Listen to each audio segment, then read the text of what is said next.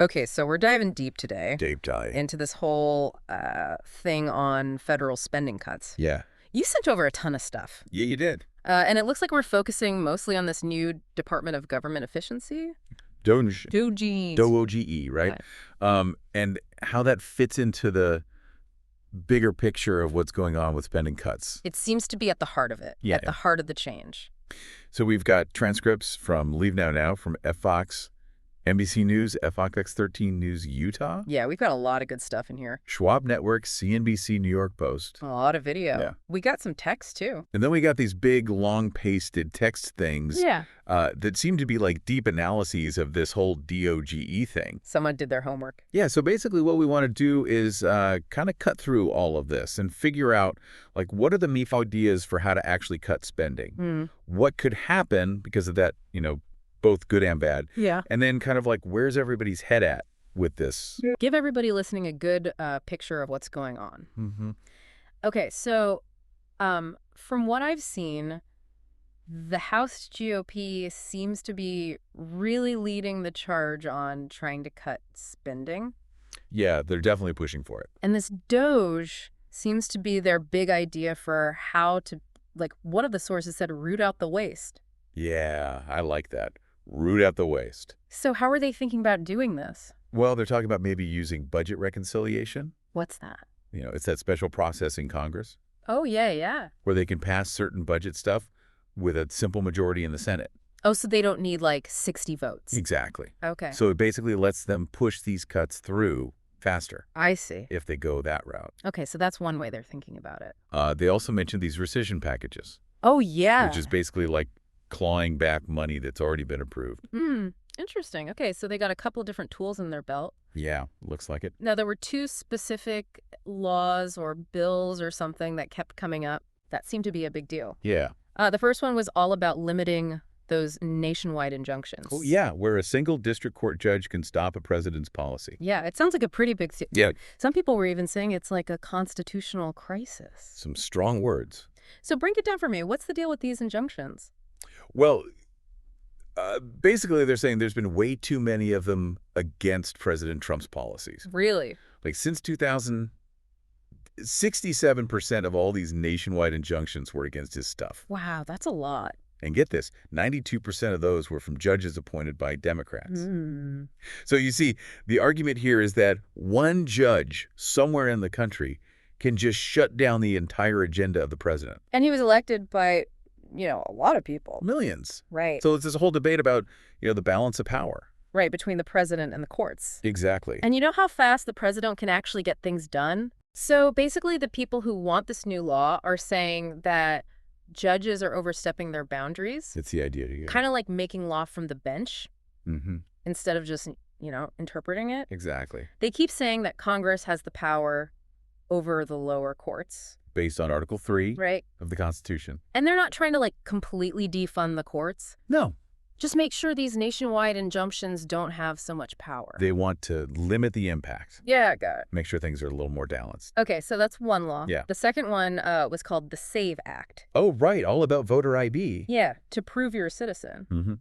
Their big argument is that, 87% of Americans want this. Yeah, big majority. So this is all tied into the whole thing about making sure elections are fair. Yeah, election integrity, who can vote. Right, it's a big topic. Huge. So we already have a law saying non-citizens can't vote. Right, federal law. But they're saying we need to actually enforce it better. Right. Make sure it's actually happening. And the SAVE Act is how they want to do it. That's the plan. Okay. Make it harder to cheat, basically. Yeah, and they were using that analogy of needing ID to buy alcohol. Oh, yeah. So it's like common sense. You need ID to do important things. Like to prove who you are. And right now, apparently, some states can't even ask for proof of citizenship. When you register to vote. Yeah, so this act would change that.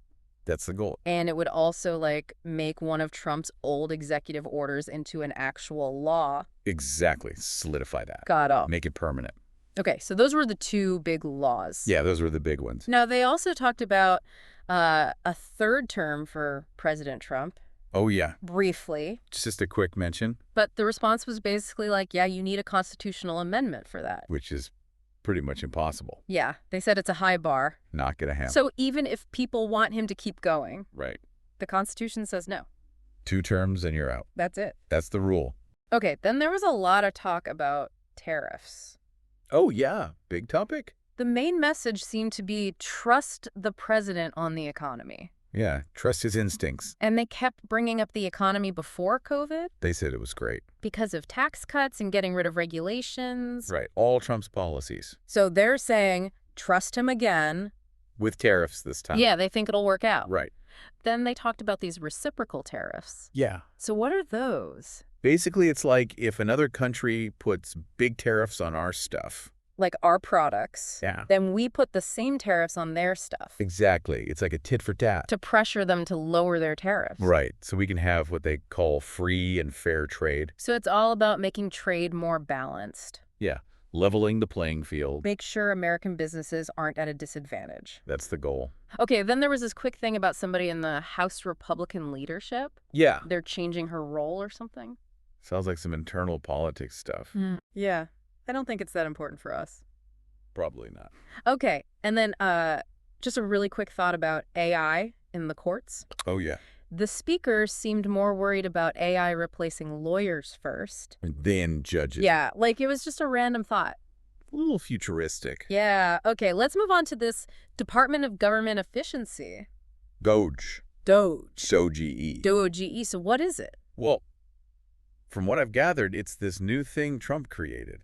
Through an executive order. Right. And Elon Musk is in charge. Yeah, seems to be running the show. And the idea is to make the government work better. More efficiently. And cut spending. Big They time. said they've already saved billions. Several billion, that's what they said. Yeah, it seems like they've been really busy. Moving fast and breaking things. The New York Post gave this whole list of cuts they've already made. Yeah. Like, they canceled over 100 DEI contracts. Diversity, equity, and inclusion. Yeah.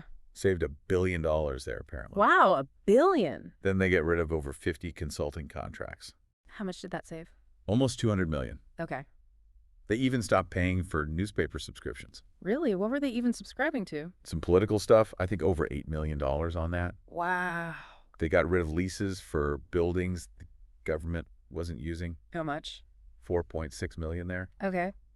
And they start funding UNRWA, What's that? the UN Agency for Palestinian Refugees. Oh, okay. That was $422 million in 2023. And they're folding USAID into the State Department. That's a big one. Yeah, USAID is like that huge foreign aid program. They're billions and billions, And they're freezing their budget. at least for now. So that's a huge shift in how we do foreign aid. Absolutely. They also gave all these examples of what they called wasteful spending. Oh, yeah. Like all this DEI stuff. Yeah, diversity training, all that. Electric vehicles in Vietnam. I remember that one. LGBT activism in Guatemala. Oh, yeah. And then there was that Eco Health Alliance. Right. So they're really going after specific types of programs. Absolutely, the ones they don't like. Yeah. And then on top of all that, they stopped doing buyouts for federal employees. Which, they say, could save another billion a year. Yeah, they're really trying to cut costs. For sure. Now, the reports about staff cuts are kind of scary. Yeah, up to 50% in some agencies. And they're calling Elon Musk the chief cost cutter. He loves that title, I bet. So how are these agencies supposed to function if they lose half of their staff? That's a good question. The FOX 13 News Utah report was really worried about that. Yeah, they think it'll hurt its essential services. And they gave those crazy examples. Like the 27 CIOs at the NIH? 27. Yeah, can you imagine? And then the underground mine for employee records.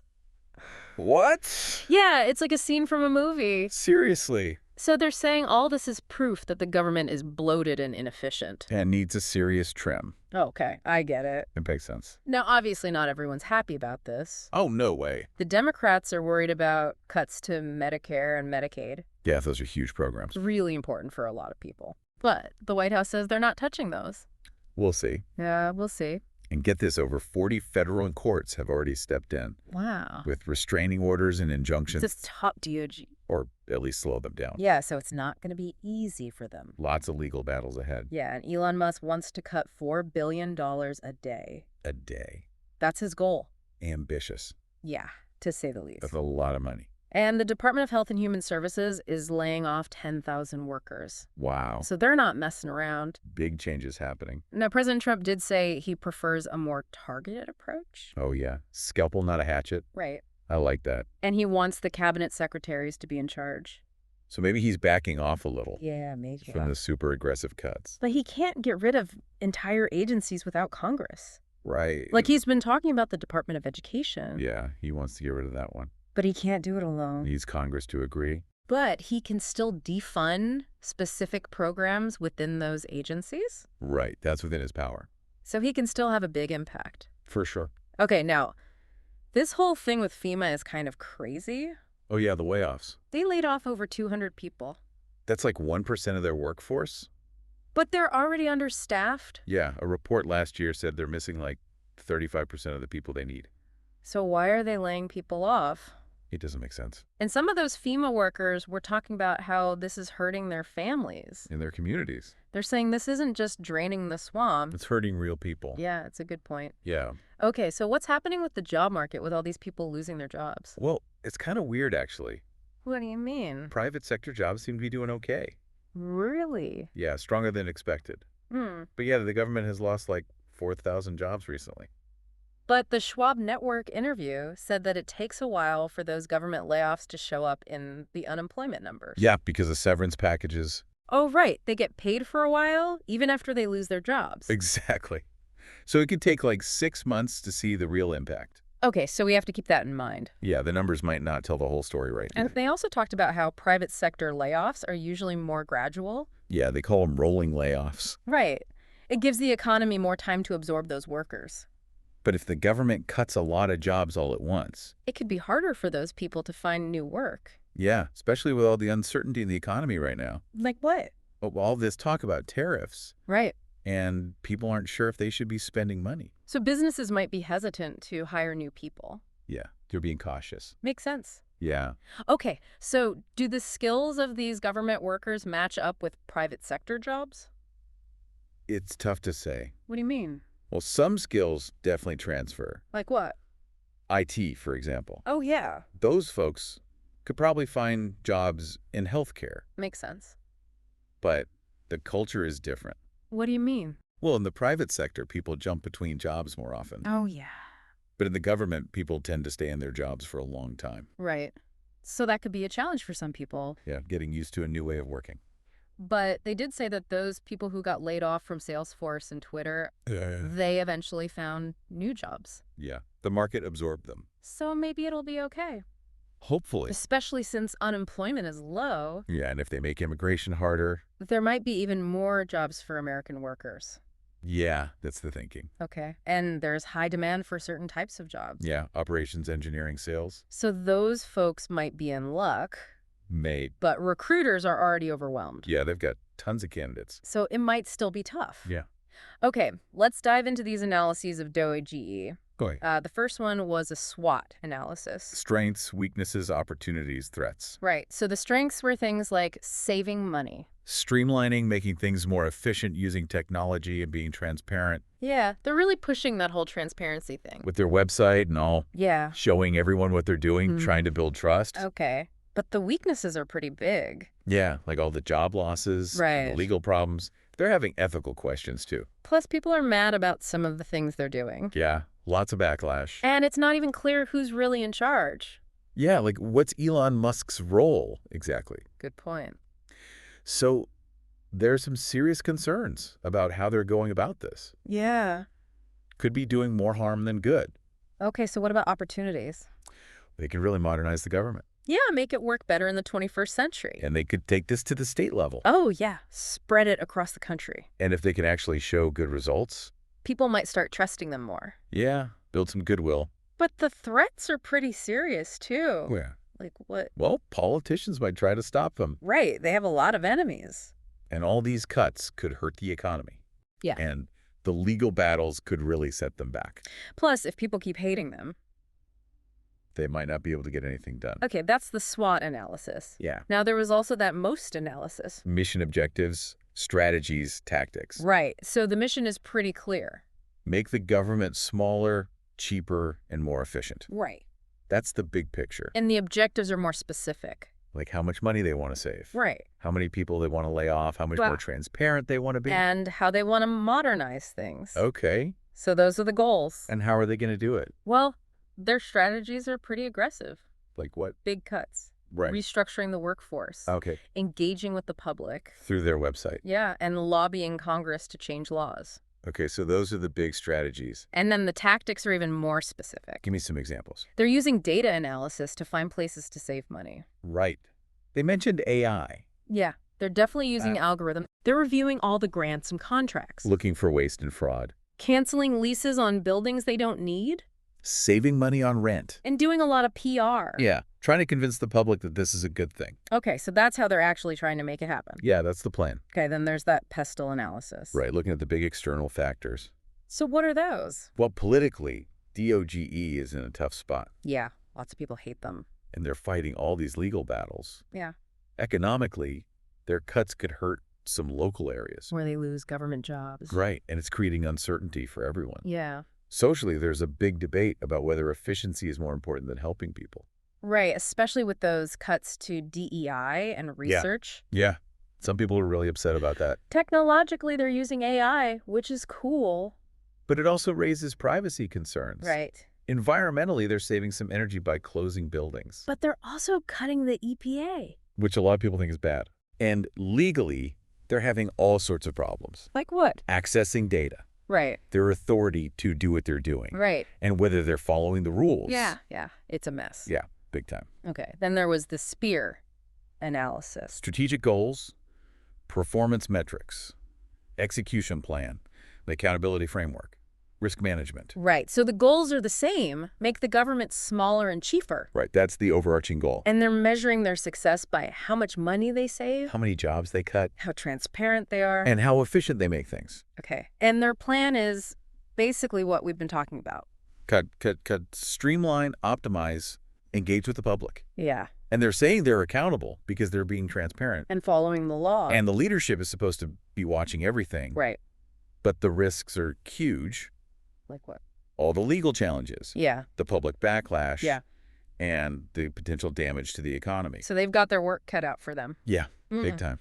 Okay, so they're claiming to have saved over $1 billion a day. That's what they say. And they gave us specific examples of cuts across a bunch of different agencies. EPA, IRS, USPS, Education, VA, Pentagon. Wow, they're not holding back. They're going after everything. And they're even updating Social Security records. Yeah, marking people over 120 as dead. To save money. Yeah. And they're having all these legal problems with getting access to data. Right. People are trying to block them. And they have that whole website to track their progress. With a map and a leaderboard and a dividend tracker. Yeah, they're really trying to show off what they're doing. Yeah, transparency is key.